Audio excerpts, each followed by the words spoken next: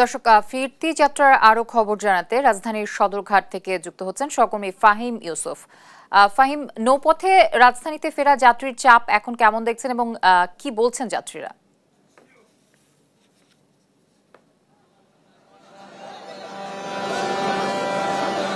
বাবা আপনার নামে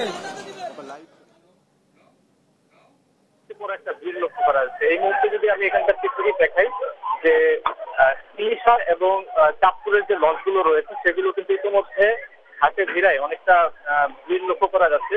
কিছুক্ষণ পর পর এখানে একটি দুইটি করে লঞ্চ আসছে এবং আমরা দেখতে পাচ্ছি যে সেগুলো কিন্তু প্রায় সবগুলোই বোঝাই করে আসছে, মানুষ বোঝাই করে আসছে।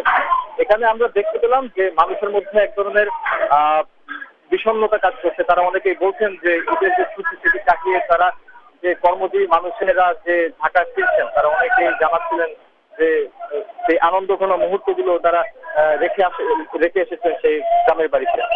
এই মুহূর্তে এখানকার যে অবস্থা তারা বলছেন যে সার্বিকভাবে কিন্তু তেমন কোনো তারা ভোগান্তির শিকার হননি। তারা এই মুহূর্তে দেখতে পাচ্ছেন এখানে প্রচুর মানুষ রয়েছে।